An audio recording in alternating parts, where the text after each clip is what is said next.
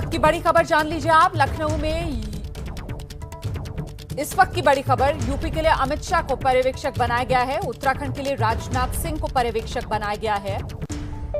सरकार गठन करना है बीजेपी को और ऐसे में उत्तर प्रदेश के लिए अमित शाह पर्यवेक्षक बनाए गए हैं। उत्तराखंड के लिए राजनाथ सिंह को पर्यवेक्षक बनाया गया है। मुख्यमंत्री का चयन होना है और उसके बाद नई सरकार का गठन। हम सीधे रुख करते हैं, मेरे साथ मेरे सहयोगी नीरज पांडे इस वक्त मौजूद हैं। जानते हैं नीरज से क्या अपडेट है। नीरज, आपको मेरी आवाज मिल रही है?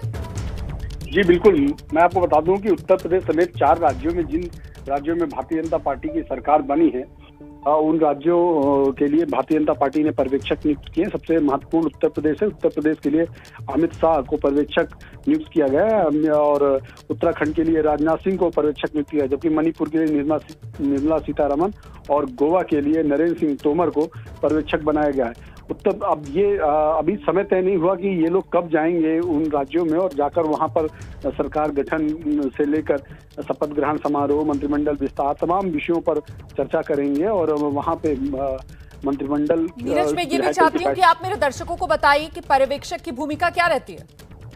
दरअसल रोमाना, पर्यवेक्षक केंद्रीय टीम नियुक्त करती है। केंद्र की तरफ से एक व्यक्ति पर्यवेक्षक बनकर जब जाता है तो उस राज्य में विधायक दल की बैठक जो होती है उसमें केंद्र की तरफ से जो बातें रखी जाती है उनको वो रखते हैं और विधायक दल की बैठक में जो चयन होता है नेता का, उस नेता की घोषणा करते हैं। दरअसल पर्यवेक्षक की भूमिका जो होती है एक गार्जियन की होती है, एक मुखिया की होती है कि उन गार्जियन और उन मुखिया के सामने सभी जो प्रक्रियाएं हैं जो लोकतंत्र में विधायक दल की बैठक में नेता का चयन और नेता के चयन के बाद नेता के शपथ ग्रहण कार्यक्रम की रूपरेखा, इन सभी विषयों का जो काम होता है वो पर्यवेक्षक का होता है।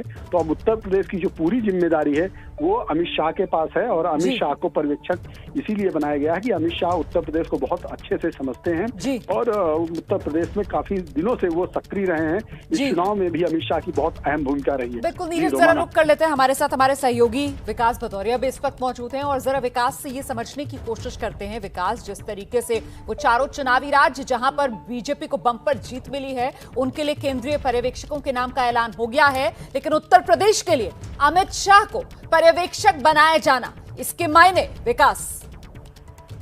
ये देखिए, इसके बड़े मायने हैं। जाहिर तौर पर 2014 से देखें, 2014 के लोकसभा चुनाव से लेकर 2017 का विधानसभा चुनाव, फिर 2019 का लोकसभा चुनाव और अब 2022 का विधानसभा चुनाव, चारों चुनाव अमित शाह की देखरेख में संपन्न हुए और चारों बार बीजेपी ने वहां पर बहुमत के साथ साथ प्रचंड जीत दर्ज की है।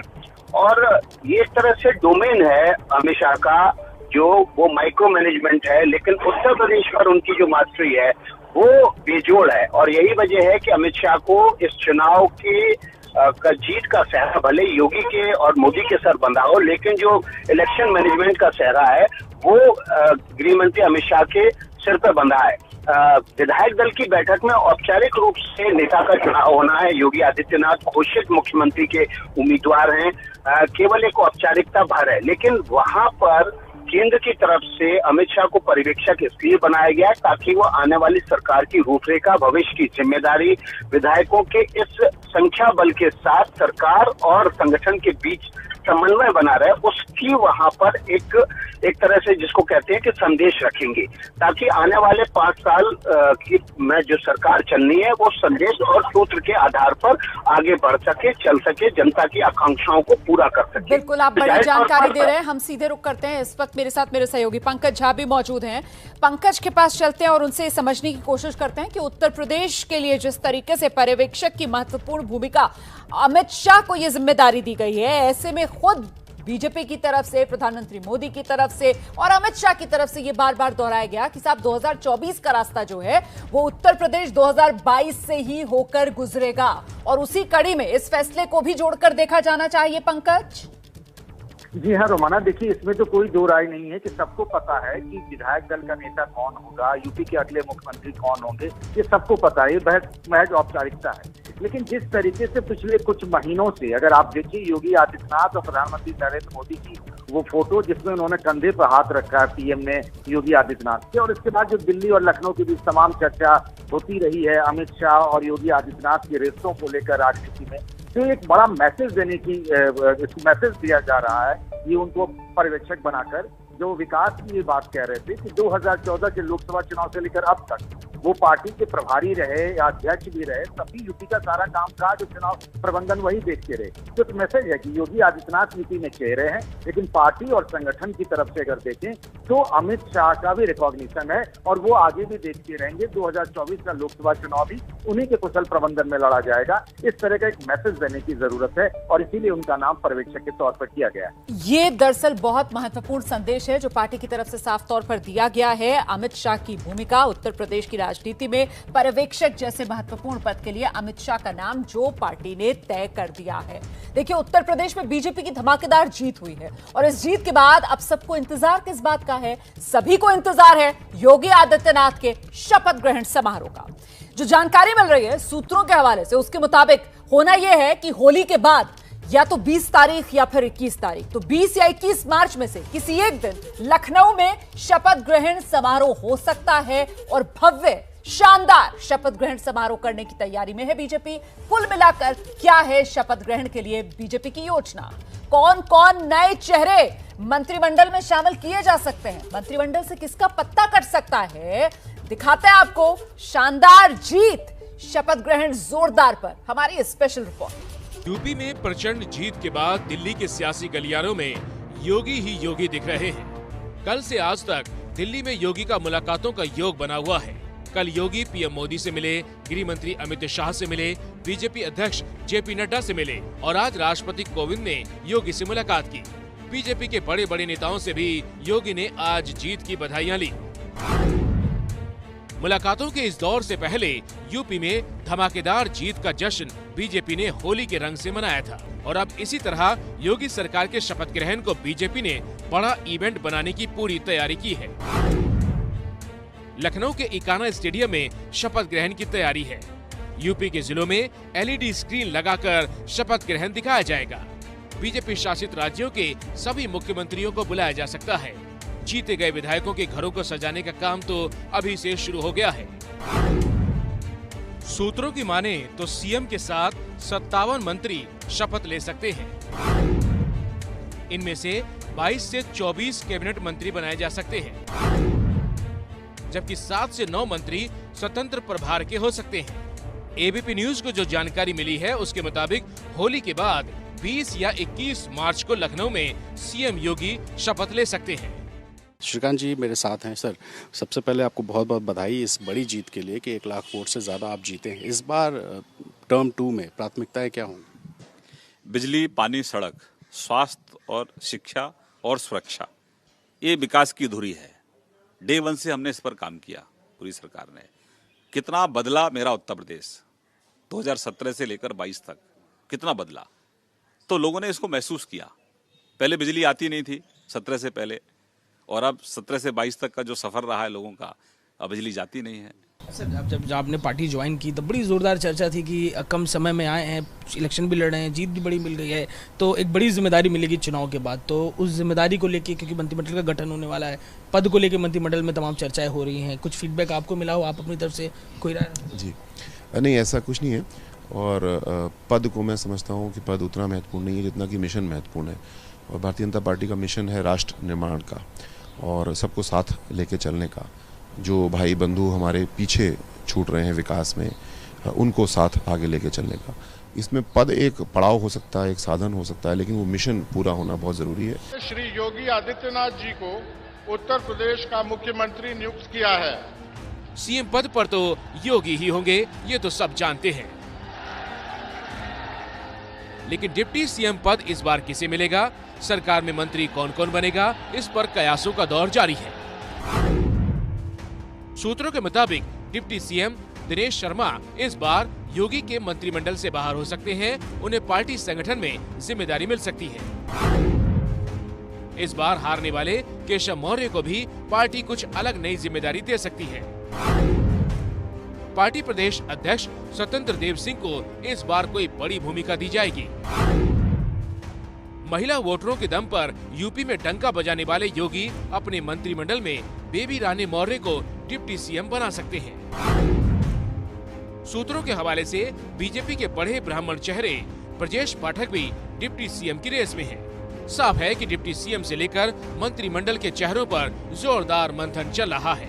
शपथ ग्रहण के लिए तैयारी भी जोरदार है और हो भी क्यों ना, यूपी में योगी की इस बार जीत भी जोरदार वाली थी। तो साफ है कि मुख्यमंत्री के लिए तो योगी आदित्यनाथ का नाम तय है, लेकिन बहुत से अहम फैसले की आखिरकार डिप्टी सीएम कौन होगा, मंत्रिमंडल में कौन कौन शामिल किया जाएगा, किस किस की छुट्टी होगी, और ऐसे में उत्तर प्रदेश के लिए पर्यवेक्षक का नाम जो सामने आया है वो अमित शाह। यूपी के लिए अमित शाह पर्यवेक्षक बनाए गए हैं, इस वक्त की बड़ी खबर। और अमित शाह के साथ रघुवर दास भी यूपी के पर्यवेक्षक बनाए गए हैं। इसके अलावा उत्तराखंड की अगर बात की जाए तो राजनाथ सिंह, मीनाक्षी लेखी को उत्तराखंड के लिए पर्यवेक्षक नियुक्त किया गया है। लेकिन सबसे महत्वपूर्ण हो जाता है उत्तर प्रदेश के लिए अमित शाह को पर्यवेक्षक बनाना। देखिए, योगी सरकार के शपथ ग्रहण को लेकर तैयारियां जोरदार चल रही हैं और साथ ही जो नए विधायक हैं उनके आशियानों को भी जल्दी से बनाने का काम चल रहा है। लखनऊ में पुराने घर चमकाए जा रहे हैं। नए विधायकों को आवास आवंटन के लिए बाकायदा कंट्रोल रूम तैयार कर दिया गया। दिखाते हैं आपको एबीपी न्यूज संवाददाता संजय त्रिपाठी की एक्सक्लूसिव रिपोर्ट।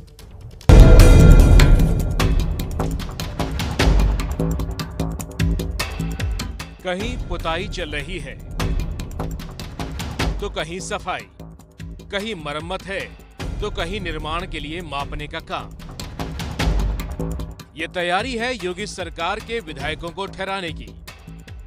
दरअसल विधानसभा जीतकर लखनऊ आने वाले विधायकों को आवास आवंटन और उनके मकानों को चमकाने का काम तेज हो गया है।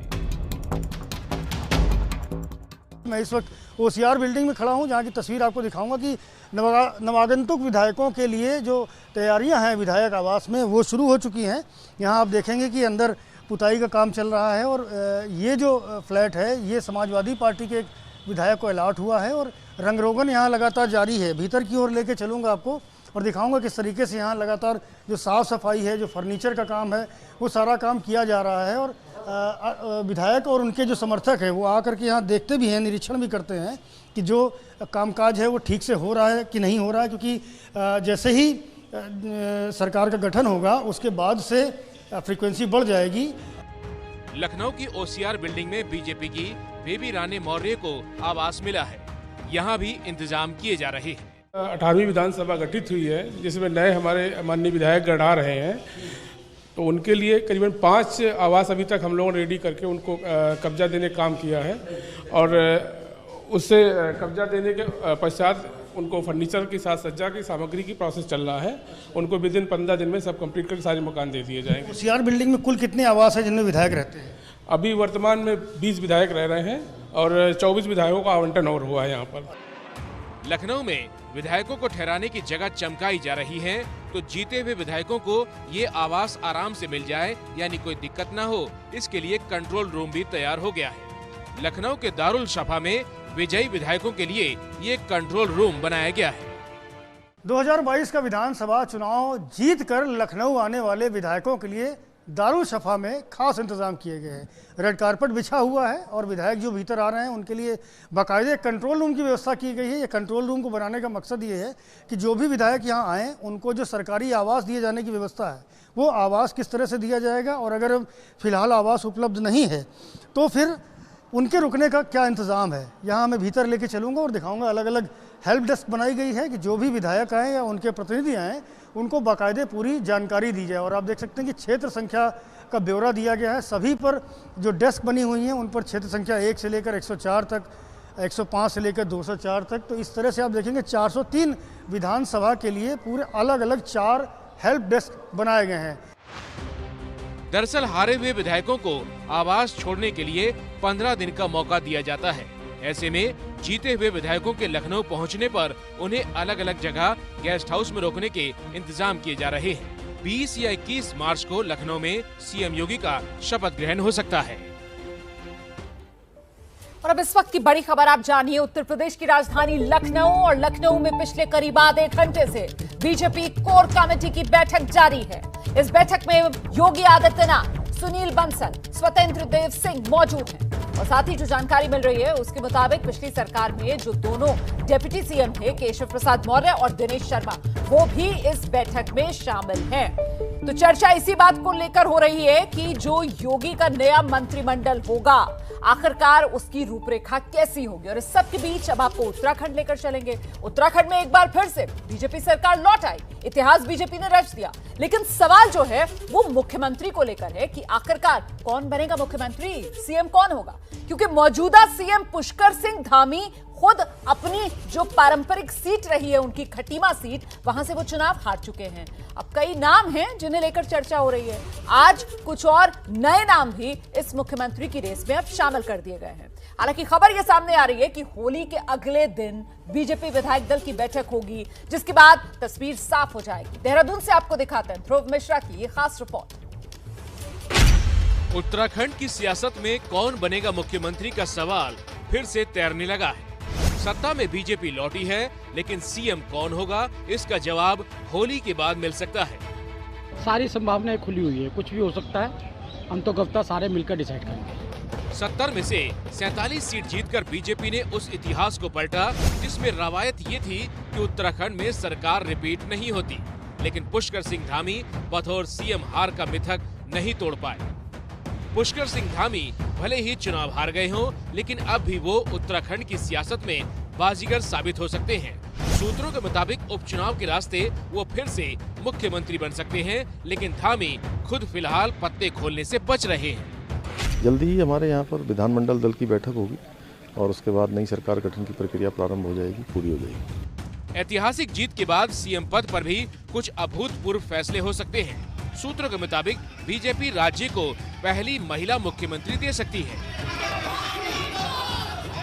ऐसे में कोटद्वार से विधायक रितु खंडूड़ी की दावेदारी भी मजबूत बताई जा रही है। रितु खंडूड़ी लगातार दूसरी बार विधायक हैं, पूर्व सीएम भुवन चंद्र खंडूड़ी की बेटी हैं, उत्तराखंड बीजेपी महिला मोर्चा की अध्यक्ष हैं।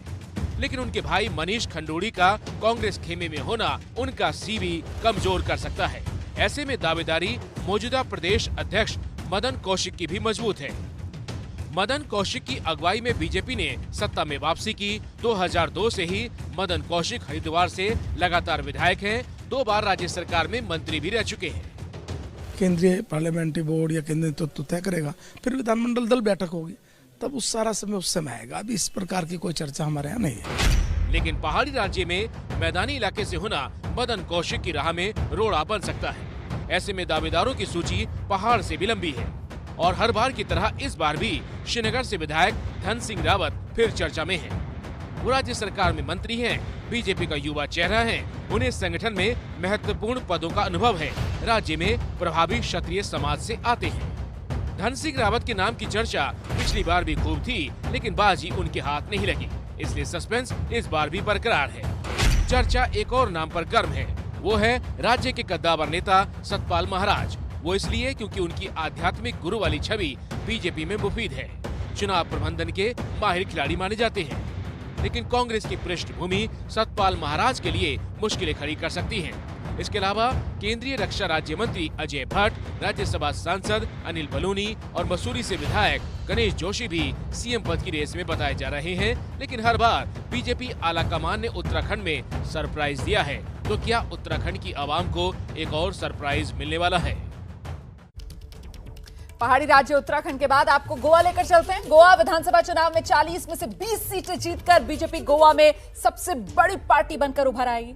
विधायकों को शपथ दिलाई जाएगी कल, लेकिन सीएम की कुर्सी को लेकर पार्टी में ही जबरदस्त खींचतान जो शुरू हो गई है। असल में हो ये रहा है कि राज्य के स्वास्थ्य मंत्री ने सीएम के सवाल पर बीजेपी का ब्लड प्रेशर बढ़ा दिया है। रौनक कुकड़े की खास रिपोर्ट दिखाते हैं आपको। कल बाकी सभी एमएलए 39 एमएलए को शपथ दिया जाएगा। Thank you. So the Ganesh Gavkar has appointed as the authorized person to give the oath for the other 39 MLAs. Goa के मौजूदा मुख्यमंत्री प्रमोद सावंत कल विधायकों की शपथ के बारे में पत्रकारों के साथ जानकारी साझा कर रहे थे।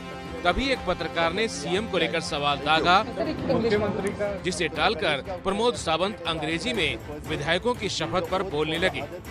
कल बाकी सभी एमएलए 39 एमएलए को शपथ दिया जाएगा। Thank you.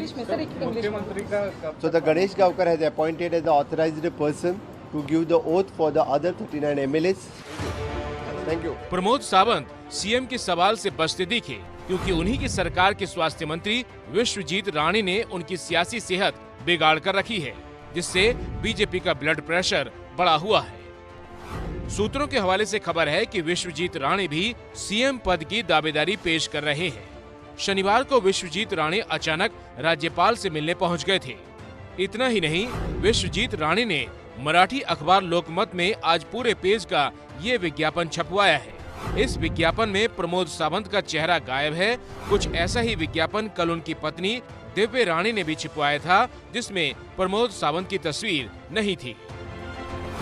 दर्शकों को बता दें कि दिव्या राणे भी परवेम विधानसभा सीट से बीजेपी के टिकट पर लड़ी थी और बड़ी जीत हासिल की है। वैसे विश्वजीत राणे 2019 में जब मनोहर पर्रिकर का निधन हुआ था, तब भी गोवा के सीएम पद के लिए दावेदारी पेश कर चुके हैं। तब उन्हें राज्य का स्वास्थ्य मंत्री बनाया गया था। विश्वजीत के पिता प्रताप सिंह राणे कांग्रेस के कद्दावर नेता हैं और 9 बार लगातार विधायक रह चुके हैं और 3 बार मुख्यमंत्री भी रह चुके हैं। और अब विश्वजीत राणे सीएम की कुर्सी पर बैठने की दावेदारी पेश कर रहे हैं। सूत्रों के मुताबिक उन्होंने प्रमोद सावंत को अपना नेता मानने से भी इनकार कर दिया।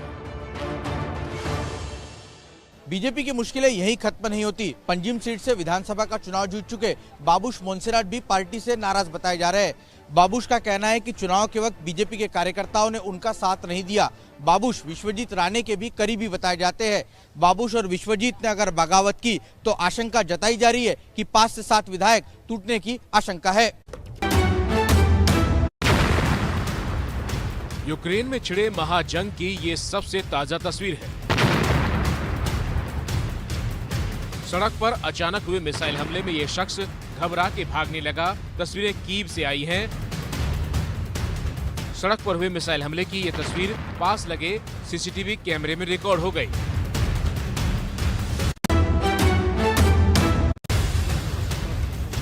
यूक्रेन और रूस के बीच छिड़े महायुद्ध की ये खौफनाक तस्वीरें हैं। भीषण हमले में शहर के शहर खंडर बन गए। तस्वीरें यूक्रेन के खार्किव शहर की हैं। यहाँ बड़ी बड़ी इमारतें इसी तरह बर्बाद हो गई।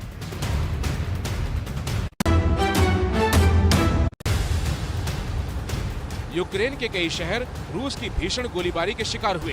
ताजा तस्वीरें यूक्रेन के खार्किव शहर से आई हैं। यहाँ बचाव दल इसी तरह इमारतों में लगी आग को बुझा रहे हैं।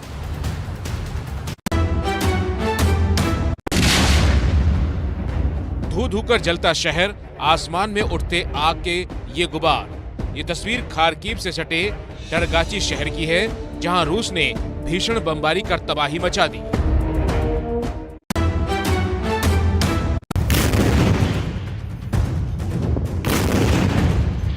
रूस के ये सैनिक यूक्रेनी सेना के ठिकानों को निशाना बना रहे हैं। एक के बाद एक ये डीपीआर ग्रेनेड लॉन्चर यूक्रेनी ठिकानों को तबाह कर रहे हैं।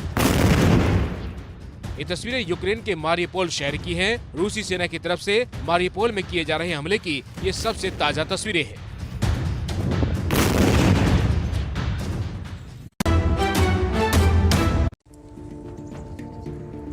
इस बर्बाद इमारत को देखिए। यहाँ हर तरफ बच्चों के सामान टूटे फूटे दिख रहे हैं। दरअसल ये यूक्रेन में खार्किव का बच्चों के लिए एक स्कूल है। यहाँ रूसी हवाई हमले में सब कुछ बर्बाद हो गया। अच्छी बात बस ये रही कि समय रहते यहाँ बच्चों को पहले से ही निकाल लिया गया था।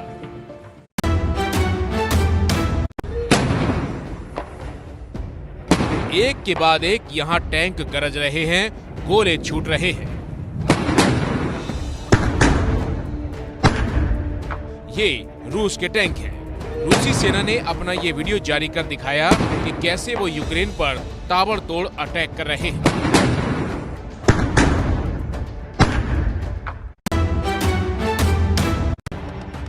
धुएं के ये बादल कीव की एक फैक्ट्री प्लांट के हैं। कीव में यूक्रेन के मुताबिक रूसी सेना ने यहां प्लांट पर हमला किया और आग लगा दी।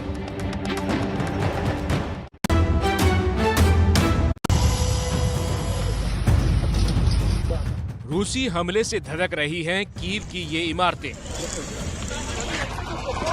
हमले के बाद मौके पर पहुंचे यूक्रेनी बचाव दस्ते ने लोगों को इमारतों की खिड़कियां काटकर बाहर निकाला।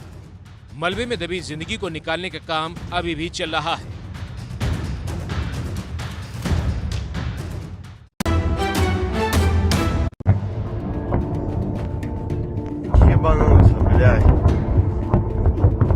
रॉकेट हमलों से दहल उठा ये शहर। रात के अंधेरे में ताबड़तोड़ मिसाइलें दागी जा रही है। रूसी सेना इन दिनों खार्किव शहर पर ज्यादा कहर बरपा रही है। बीती रात इसी तरह यहां रॉकेट से हमले किए गए।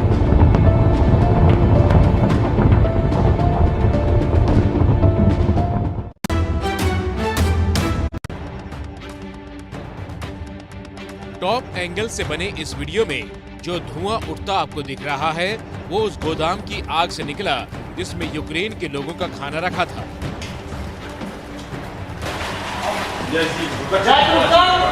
कीव के पास रूसी लड़ाकू विमानों ने खाने के इस गोदाम को निशाना बनाया। इस हादसे में गोदाम में काम करने वाले कर्मचारी बाल बाल बचे।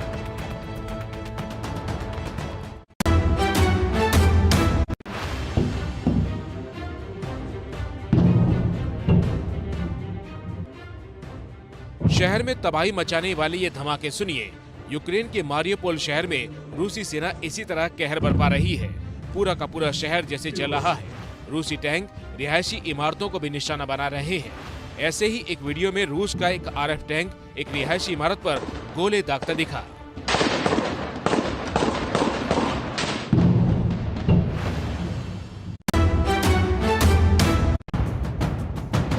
मारियोपोल शहर से उठती ये आग की लपटें देखिए। बड़ी बड़ी इमारतों से काले धुएं के गुबार निकल रहे हैं। रूसी सेना के तांडव को ये तस्वीरें बयां कर रही है।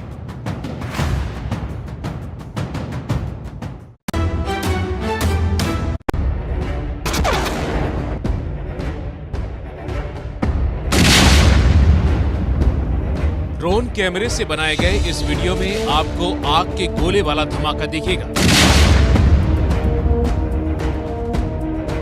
ये वीडियो यूक्रेनी सेना ने जारी किया है और दावा किया है कि वो इसी तरह रूसी सेना को निशाना बना रही है।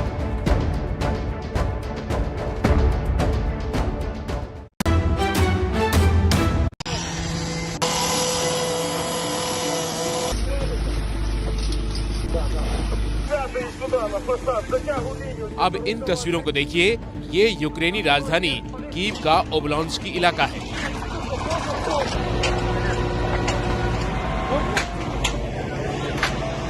यहाँ इस बहुमंजिला इमारत पर अटैक हुआ जिसमें 2 आम लोगों की मौत हो गई। 10 से ज्यादा घायल हुए हैं। देखिए कैसे बिल्डिंग में फंसे घायल को सीढ़ियों की मदद से निकाला जा रहा है।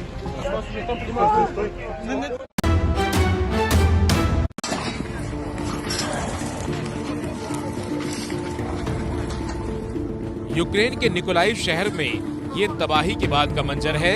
आज सुबह यहाँ रूसी सेना ने जबरदस्त गोलीबारी की। अभी भी निकोलाइव में कई नागरिक मलबे में दबे हैं।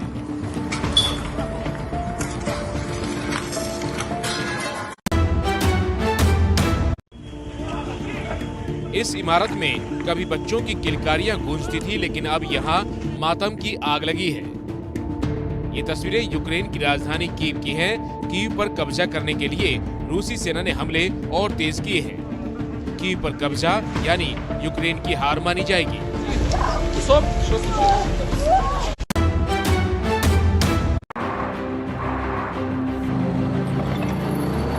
इन हथियारों पर कभी यूक्रेनी सेना का कब्जा था, लेकिन अब ये हथियार रूस की सेना के कब्जे में आ गए हैं। रूस की स्पेशल मिलिट्री ऑपरेशन के बाद यूक्रेनी सेना की ये बख्तरबंद गाड़ियां और टैंक सड़कों पर इधर उधर बिखरे पड़े हैं। रूसी सेना ने इन सब पर कब्जा कर लिया है।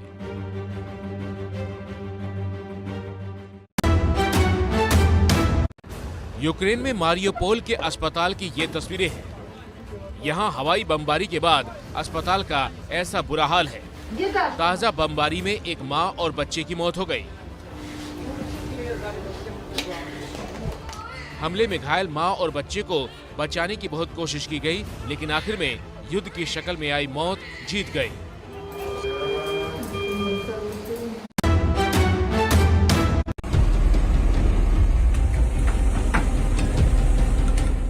टूटी दीवार से ये जो निकल रहा है ये रूस का एक बम है। रूसी सेना ने यूक्रेन के चरनीहिव में रिहायशी इलाकों पर हवाई हमले किए, खूब बम बरसाए। उन्हीं में से ये एक बम है जो फटा नहीं। बाद में बचाव दस्ते ने इस बम को नष्ट किया।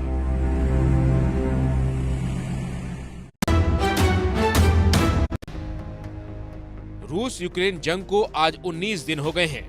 अब यूक्रेन के पश्चिमी इलाके में भी लड़ाई तेज हो गई है, जो अब तक सेफ हेवन बना हुआ था। रूसी सेना ने रविवार को नाटो के सदस्य देश पोलैंड के बॉर्डर से महज 12 किलोमीटर दूर यावोरिव में एक मिलिट्री ट्रेनिंग बेस पर हमले किए। यहाँ रूस ने क्रूज मिसाइल दागी। दावा है 35 लोगों की इसमें मौत हुई, 125 लोग घायल हुए। रूस ने अपने हमलों में 150 से ज्यादा विदेशी लड़ाकों को मारने का दावा किया है।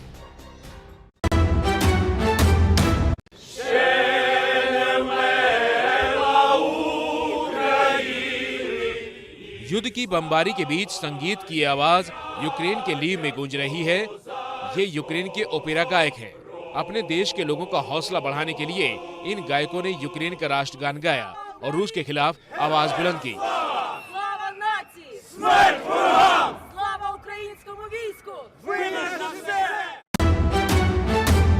Ассаламу алейкум.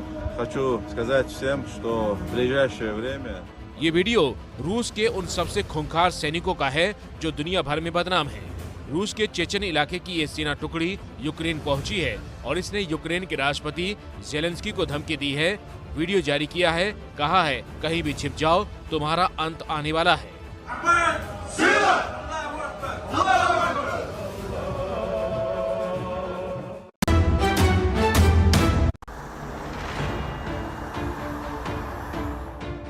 यूक्रेन की सड़कों पर गाड़ियों का ये काफिला सोशल मीडिया पर चर्चा में है। दरअसल यूक्रेन के ये वो लोग हैं जो रूस के हमले का समर्थन कर रहे हैं। इनकी गाड़ियों पर Z साइन बना है, जो रूसी सेना की गाड़ियों पर भी बना रहता है। इन लोगों का मानना है कि रूस के यूक्रेन पर कब्जे से उन्हें फायदा होगा।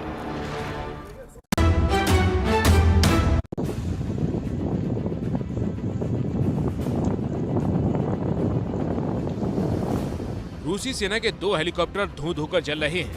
यूक्रेन ने खिर्सन में रूस के 2 हेलीकॉप्टरों को मार गिराया। खिर्सन में मैदानी इलाके में रूसी सेना के हेलीकॉप्टर की जलती हुई तस्वीरें आई। РФ, ТДД, номера.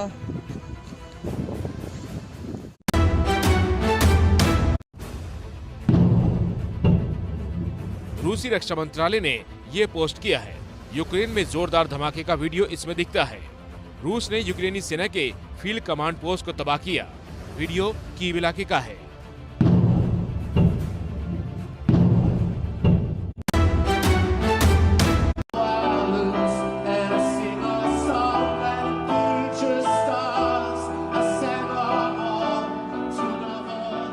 संगीत के साथ गाना गाता ये शख्स ब्रिटेन का है और जगह यूक्रेन के पड़ोसी देश रोमानिया की है।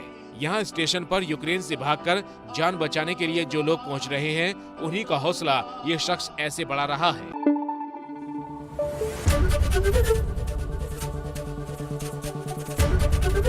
ABP न्यूज़ आपको रखे आगे।